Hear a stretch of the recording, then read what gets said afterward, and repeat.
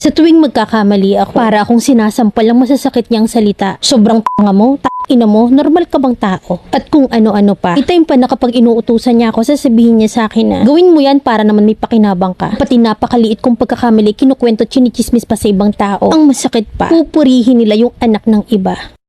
Alam ko na mababash ako sa story ko kasi about to sa parents ko. I am only 18 at tahimik akong tao. At mahiyain pero halos ikasira na ng utak ko ang masasakit na sinasabi sa akin ng mga magulang ko. Hindi ako perpektong anak at madalas ay nagkakamali rin. Nagsimula tong trauma ko nung 7 years old pa lang ako at tanda ko pa to. Of December at kinabukasan ni Christmas party na namin. Hindi ako pinag-avail ng parents ko ng food party kasi sila na daw ang bibili. Umalis sila para bumili ng kakainin ko sa party at naiwan ako sa bahay. Inabot sila ng ulan at hanggang sa makauwi at dun na nagsimula ang lahat. Nasa loob na ng bahay si mama at lumabas ako. Nakita ko si papa na basa at dun niya ako hinigit at binulungan ng, "Huwag mo akong pinapahirapan kasi kaya kitang patayin." Kahit hindi ko naman sila pinahirapang bumili kasi nagkusa naman sila. Napatango na lang ako sabay opo. Sobrang natakot ako sa mga sinabi niya. Hanggang ngayon ay naging ganun ang ikot ng buhay ko. Kada magkakamali ako para akong sinasampal ng masasakit niyang salita na, "Sobrang mo, mo, normal ka bang tao?" At kung ano-ano pa. May time pa na kapag galit siya at uutusan niya ako, sasabihin niya sa akin na, "Gawin mo yan para naman may pakinabang ka." Minsan naman kahit na napakaliit kong pagkakamali ay kinukwento, chinichismis niya pa sa ibang tao. Na para bang pinapahiya niya ako tapos pupuriin nila yung anak ng iba. Masakit marinig yung salitang, "Mabuti pa yung anak mo." Kakapanghina kasi madalas irinig ko kung paano ako ichismis ang sarili kong magulang. Bitbit ko ang lahat ng gawaing bahay at kapag nakikita nila akong nakahiga ay masama na agad ang tingin sa akin. Na dahil luwag daw ako sa oras at napakatamad ko raw. Na kahit na gusto ko lang naman magpahinga dahil nag-aaral din naman kasi ako. Alam ko na napakababaw ng pinanggagalingan ko kasi never naman akong sinaktan physically. Pero grabe yung epekto sa akin mentally and emotionally. At naging unfair na rin sa akin ang lahat. Ay hindi naman sila ganyan pagdating sa mga kapatid ko. Nadidrain ako sa sitwasyon na bawal akong umimik kahit ako ang nasa tama. Palaging may pananakot na kapag hindi ko magawa yung gusto nila. Mahal na mahal ko sila pero napapagod na rin ako na intindihin yung mga galit at mura nila sa akin. Na hindi naman yung deserve ng isang anak. Tayo lang ako naglakas ng loob na mag-open nito, Mamilen, kasi kung kakilala ko ay hindi rin ako papaniwalaan. Na dahil mabait ang pagkakakilala nila sa mga magulang ko. Marami pang masasakit na salita at hindi masikmurang salita ang natatanggap ko. Hanggang dyan na lang muna. Lilinawin ko lang na wala akong sama ng loob sa kanila at hindi ko ugaling magtanim ng sama ng loob. Sadyang tumatatak na lang sa akin na lahat ng sinasabi nila sa akin. Gusto ko lang sanang humingi ng advice sa'yo, Mamilen. Letter sender, Jenny.